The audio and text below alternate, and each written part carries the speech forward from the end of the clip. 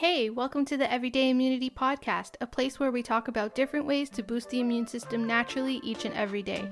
I'm your host, Alicia Rosati of Rosati Nutrition.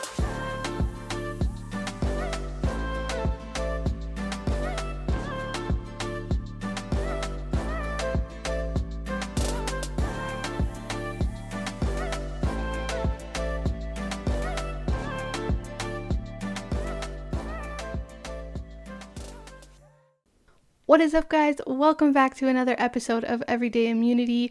Wow, it has been a minute. I won't lie, I've been a little bit MIA. I've just had so much going on, and I needed to take some time away to kind of just rest, recharge, focus on what's important, kind of rediscover what's important again. But I'm back now, which is all that matters. So, I'm glad to be back. I hope you guys are glad to have me back for another episode. But yeah, I'm really excited for today. We're going to be talking about something really, really interesting. Something that's a big thing for me with my health, with my loved ones, their health, something that has impacted us all. And this is a really important topic for me as well. I want to talk to you guys a little bit before I get into it of just a lot of crap going on. So, social media, we've heard that people are getting censored for saying things, and with COVID going on, it's like all you see online is things about COVID. And I don't know about you guys, but I'm really tired of it. I'm so sick and tired of it. And that's why I've kind of chosen to talk about things that are still important to people's health, but not necessarily revolving around COVID. Or so I thought, until the social media fact checkers and things attacked me. So I had made a post. If you guys follow me on Instagram, you would have already seen something of what we're talking about today. And I made a post of what is acute versus chronic inflammation. Now, inflammation, as we're going to talk about, can be involved in so many different factors of health, of diseases, of things. Nothing that necessarily has to do with COVID. Inflammation has been around long before COVID ever existed. Yet, because I was talking about the immune system, I got a COVID little fact check tab thing. And my post was pretty much shadow banned because, when you look at the insights and the metrics, you can see how many accounts your post was shown to and things like that.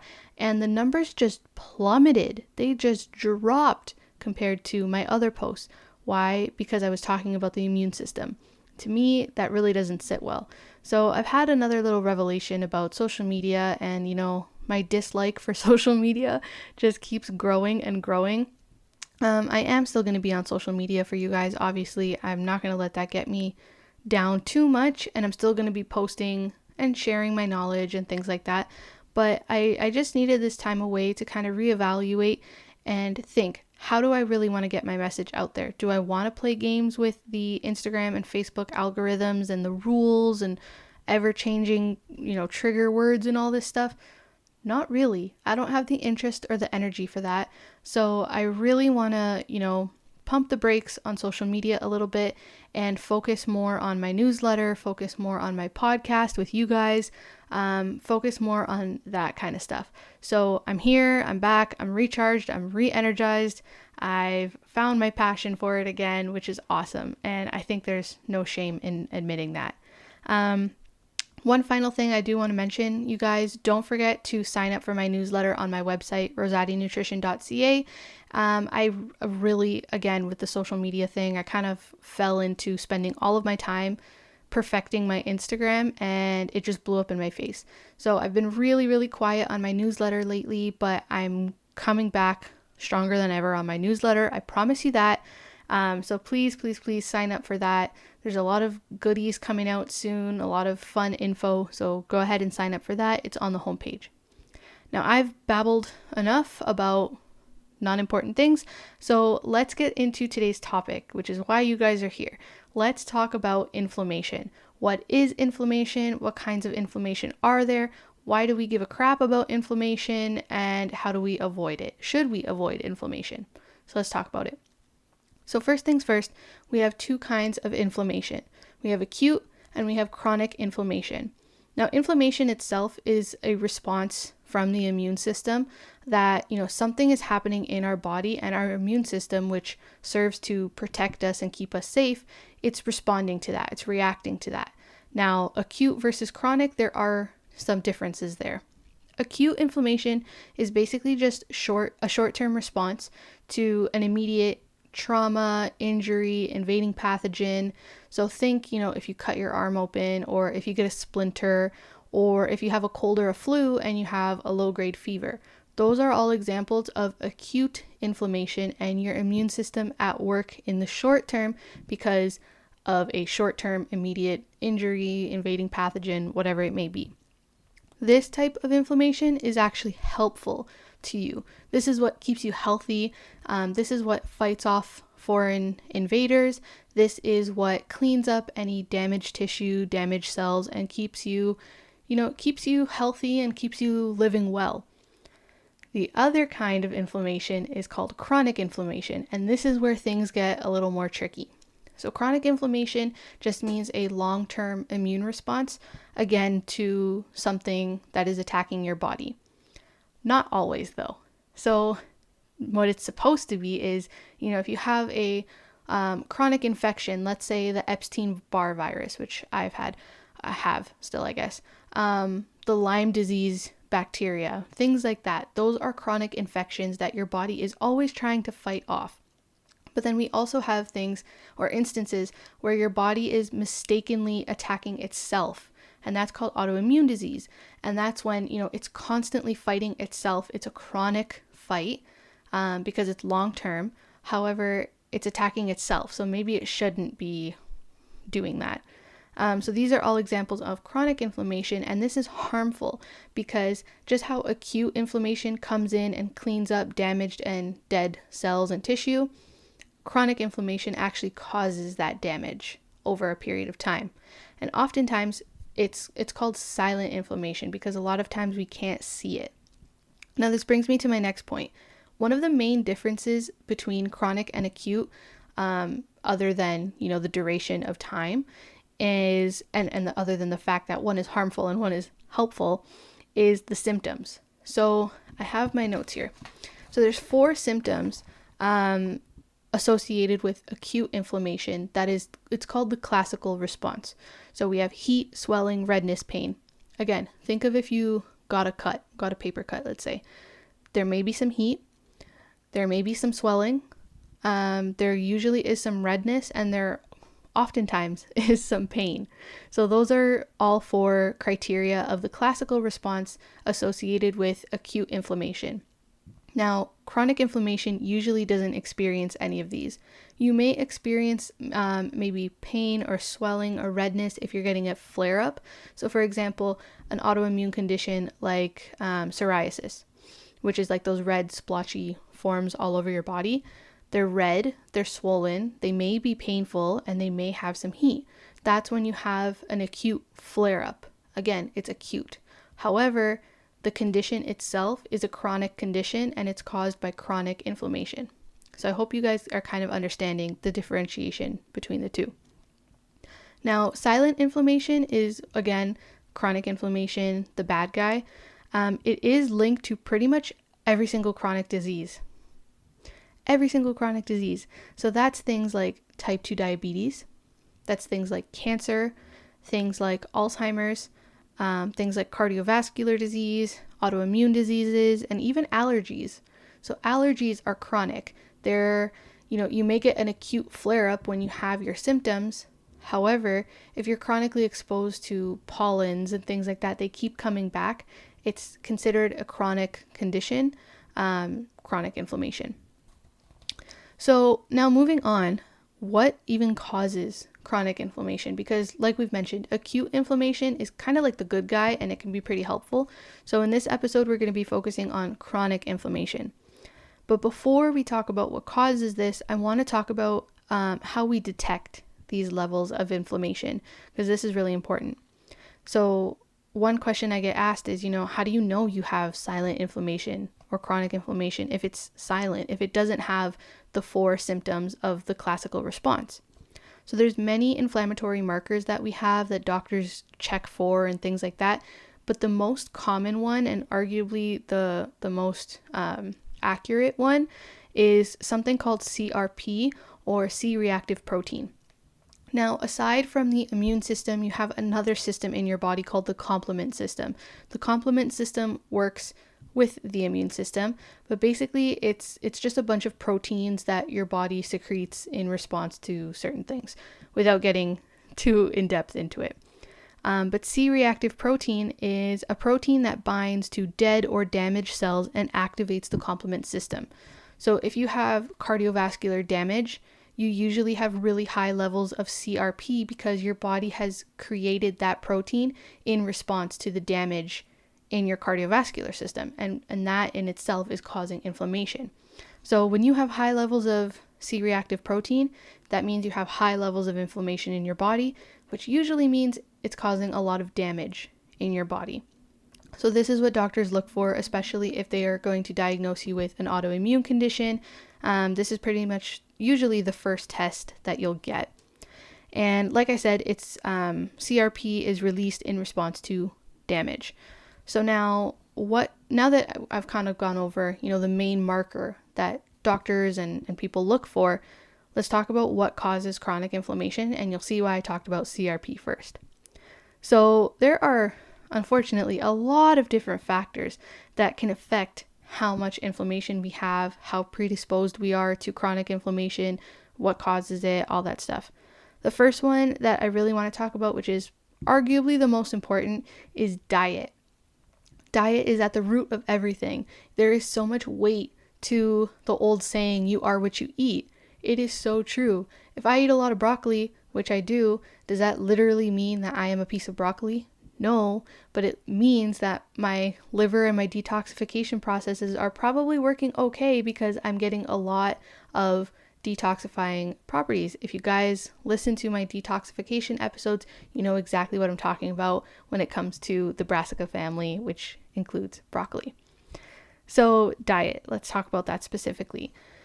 Many foods that we eat are pro-inflammatory. So think junk food, think fried food, think fast food, processed food, all that kind of crap. The stuff that we usually keep in our pantry, like cookies, crackers, the stuff that you pick up when you're in a hurry, McDonald's, A&W, some French fries, burgers, things like that. All that stuff is very, very inflammatory. And unfortunately, that stuff is all incorporated in the standard American diet, which is literally acronymed as SAD, S-A-D for short. Ironic? Maybe, maybe not. So diets rich in these foods, the processed, fried, fatty foods, have been linked to insulin resistance, which can lead to type 2 diabetes. And insulin resistance usually parallels CRP levels. Remember, I just explained what CRP, C-reactive protein, is. So usually if you have a high level of insulin resistance, that's usually a good indication that you probably have high levels of C-reactive protein, meaning you probably have high levels of inflammation, meaning you probably have high levels of cellular and tissue damage going on in your body. So that's the first one. Another dietary factor that we should focus on is our omega-6 to omega-3 ratio. I'm sure you guys have heard all about the omegas, eat your fish and things like that. But let's dive in a little deeper. So there are more omegas, but the two that we mostly focus on are omega-3 and omega-6. Both are good for you. We definitely do need both. However, we need them in a certain balance. Now, when that balance is thrown off, that can again cause a lot of inflammation and damage in the system. So when we look at omega-6 to omega-3, we want an ideal ratio of anywhere from 3:1 to 1:1. Again, that's 6 to 3. We want 3:1 to 1:1. That's amazing. But in North America, with the standard American diet, we usually see omega-6 to omega-3 ratios of 15 to 1 or 20 to 1, anywhere between there.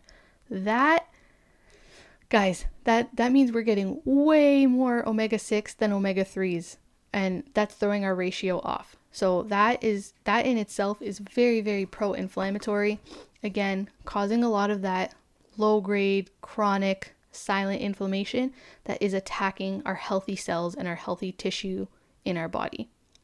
Another factor that can really increase our levels of inflammation in the body is drug overuse. I'm talking about antibiotics and especially over-the-counter medications. So I'm sure you guys maybe have heard of the term NSAIDs, NSAIDs, and these stand for non-steroidal anti-inflammatories. These guys are terrible for you. Things like Aleve. So Aleve works because it is a non-steroidal anti-inflammatory. So, if you have pain, it goes to the site and it lowers that inflammation, which, reduces your pain. It's opposite of something like Tylenol, which just goes to your brain and blocks your pain receptor. So that's how they're different. Tylenol is not an NSAID, whereas something like Aleve is.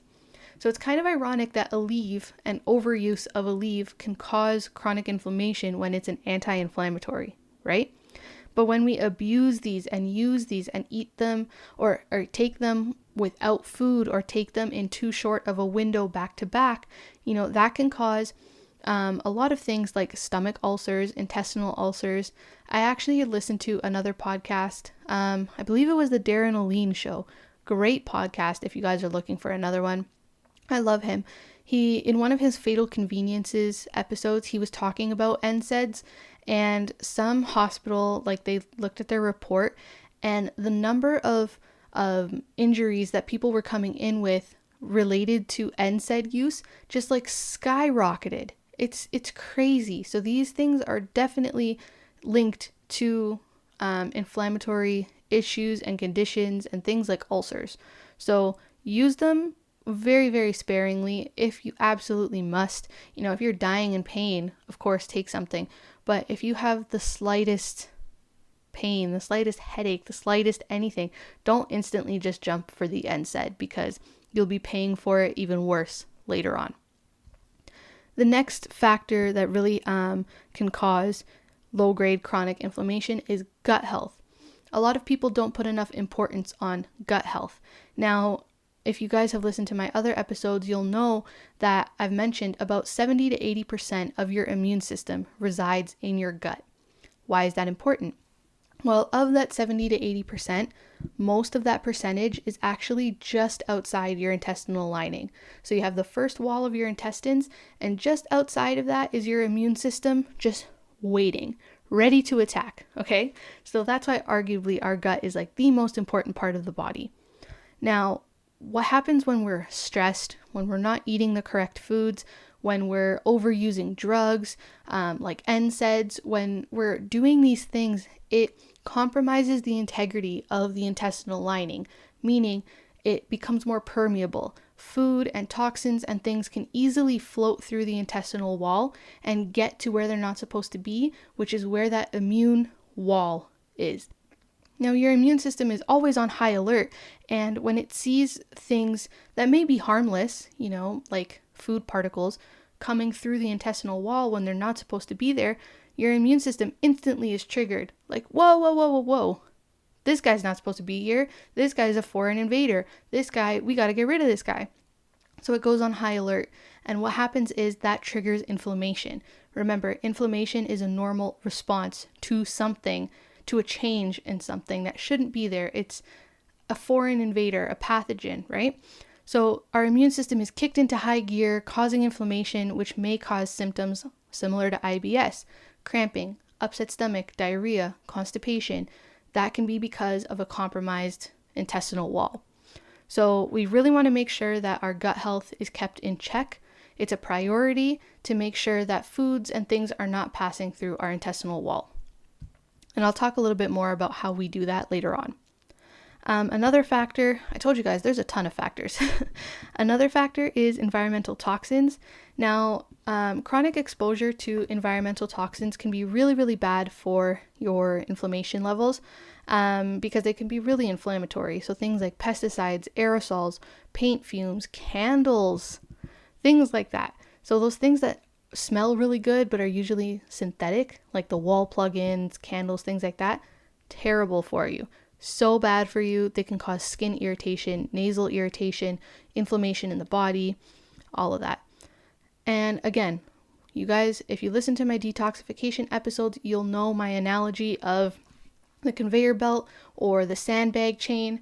We have phase 1 detoxification. People usually don't have an issue with that. Toxins are free floating through, getting metabolized, no problem. Once we hit phase 2, that's where it gets really sluggish because our liver is so overloaded with toxins. Bang, hits a wall, and now your toxins are free floating through your body. Again, that triggers the immune system. Whoa, something is here that shouldn't be here. High alert, red alert, everybody kick into high gear. That causes a lot of inflammation, which is why we really want to, focus on liver health, focus on gut health, make sure that we're not being overly exposed to these environmental toxins whenever possible. And finally, the last one that I'm going to talk about is infections, bacterial, viral, fungal infections. So long-term things like I've mentioned, like the Epstein-Barr virus or the bacterium that causes Lyme disease, which is Borrelia burgdorferi. I really want to know how these guys name these things. So those are just a couple of examples, of things that cause chronic infections. Now, it's hard for your body to get rid of them, so your body is constantly attacking these pathogens because it's always free floating through your body and your body knows it's not supposed to be there. So those are just some examples of things that cause chronic inflammation. And now I've told you all the negative, scary stuff of what causes it and all these things. So what do we do to reduce inflammation? And if we have inflammation, reduce that and reduce the risk of ever getting that chronic inflammation. And I did also want to mention that genetics do also play a factor in your inflammation levels. You may be predisposed to an autoimmune condition. You may be predisposed to higher levels of C-reactive protein. So the best way to know that is to get genetically tested. I have that on my website. If you guys are interested, I can get you 10% off of a 23andMe kit, and then we can go over the specifics further than what 23andMe will tell you. Okay, so back to this. How do we reduce inflammation? 1, follow the Mediterranean diet or as close to it as possible. The Mediterranean diet, many experts have said, is probably the best diet in the world. It's very high in omega-3s. It's very high in anti-inflammatory foods. It's rich in fruits and vegetables. Very low in inflammatory meats and dairies and things. You can have them, but smaller amounts, way less than the North American diet. So follow the Mediterranean diet. It's great. It's delicious. You're not missing out on anything. So good for you. Another thing is get enough healthy omega-3s. So that includes eating fatty fish like salmon and tuna, eat flax seeds, chia seeds, walnuts.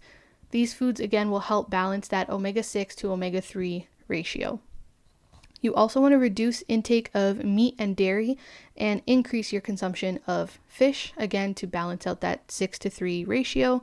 But when you do eat meat and dairy, please make sure they're of great quality. Don't get the factory farms crap, the stuff that's injected with hormones and antibiotics and all that stuff. Get the organic, locally raised meat. I know it's probably way more expensive or a little more expensive depending on your area, but it is so worth it, you guys. Another one is cook with high quality oils. So you want to cook with oils with a high smoke point like avocado oil. Never, ever, ever cook with an oil above its smoke point. I have a post on that on my Instagram. And it includes things like coconut oil, avocado oil, ghee, I think it's ghee, things like that. Make sure you go check out that post. You also want to make sure you're using extra virgin olive oil, but use that raw. Don't cook it, and do not cook it over medium heat or so. You want to eliminate margarine and hydrogenated oils from your diet. Use full fat things like butter, ghee. Those are great for you. You want to get some physical activity, but be careful with what kind of physical activity you're getting. So regular moderate exercise has been shown to reduce levels of silent inflammation, whereas prolonged high intensity training can actually cause or increase that silent inflammation. So there's nothing wrong with going hard at the gym or going hard outside, I guess during a pandemic. But you want to make sure that if you're going high intensity, you're doing it in short intervals. You're not prolonging that, pushing yourself to complete failure. You want to just be moderate with your exercise. Another factor, you want to fix your gut. Remember I was talking about the importance of gut health? So there's a couple different ways to do that, and it's pretty much the IBS protocol, or what I did mostly to fix my gut when I had IBS. So you want to eat healthy, you want to reduce your intake of irritating foods, you want to take a good quality probiotic. You also want to increase consumption of collagen, whether that comes from bone broth or the foods you're eating, or a good quality collagen supplement. I love the Organica one. If you guys shoot me a message, I can send you a recommendation for it. I do sell it on my Fullscript site, and I would definitely appreciate that. You also want to consider supplementing with aloe vera juice if you are experiencing IBS symptoms like diarrhea, constipation, stomach cramping. Aloe vera juice is fantastic for healing your gut. And in itself, it is also anti-inflammatory, which is awesome. So it will heal your gut, but it's also just anti-inflammatory itself. Another thing, you want to eat foods high in flavonoids. So flavonoids are a phytonutrient, basically just meaning it's a plant nutrient. And that's in things like spinach, blueberries, red cabbage, onions, kale, parsley, and citrus fruits. Flavonoids are great for you. And then you also want to add pineapple and papaya into your diet. So pineapple contains an anti-inflammatory compound called bromelain, and papaya contains papain. Both are great anti-inflammatories. And then finally, if you really are experiencing a lot of inflammation, please talk to a practitioner before you incorporate anything, but maybe consider taking some other anti-inflammatory herbs. These can be really potent. So things like bilberry, boswellia, turmeric, cayenne, devil's claw, echinacea, ginger, golden seal, red clover, stinging nettle, white willow bark, and yucca. So turmeric is generally safe for most people to take. It's a cooking spice, but always just double check with, what, if you're taking any other supplements, if you're taking any pharmaceutical drugs, if you're taking antibiotics, if you're on any other specific diet, just check with a practitioner beforehand before you make any changes. You can message me if you want to double check anything. And fun fact, stinging nettle. So it's actually funny. I was at my boyfriend's parents' house this weekend, and they have their chickens, and we were trying to catch the chickens, and they got into a bushy area, and there was stinging nettle in there, and a couple people got stung by the nettles. And we were all freaking out thinking, is it something like poison ivy? And I'm like, no, guys, this is medicine. We're good. So it will sting you initially because it has these little stinging hairs on like the stem area. But you can make tea out of it. So you can get the leaves that don't have any of those stinging hairs. You steep it in some water or in some tea, and it's actually very effective at reducing seasonal allergies. So that's another little fun tip to keep in mind. But there we go. There we have it. I threw a lot of information at you guys, but hopefully now you will be able to differentiate between acute inflammation, chronic inflammation, what causes chronic inflammation, why it's bad for you, how we can reduce it or reduce our risk of developing it. So yeah, I really hope you guys enjoyed this episode. I'm glad that I was able to put this information out here on my podcast, which I know is not being censored. And I, from the bottom of my heart, thank you guys so much for being here, for supporting my podcast. If you're here on YouTube, thank you so much for supporting my YouTube. I really want to put more emphasis on the podcast and, like I said, things that are not censored.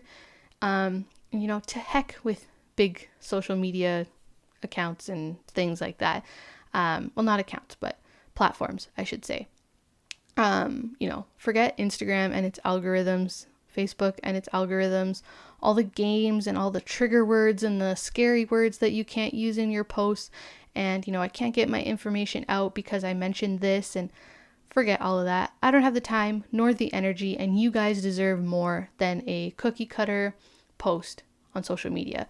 You guys deserve the truth. And when I got into this field and started my business, I said that I started it because I wanted to help people be healthy, and I wanted to share the knowledge that I had. I wanted to get out the information that was being hidden, that was being censored and, stomped on. So here I am, maybe jeopardizing my entire career. But thank you guys so much, seriously, for being here, for listening to the episode, and continuing to encourage me. I love when you guys message me. And yeah, I'm going to stop babbling now. Always message me if you guys would like to discuss anything in these episodes or if you have a topic request. But until then, I will talk to you guys later.